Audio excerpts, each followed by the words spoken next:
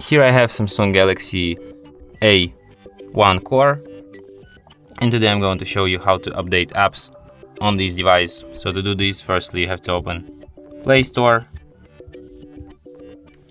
then you have to tap here or here.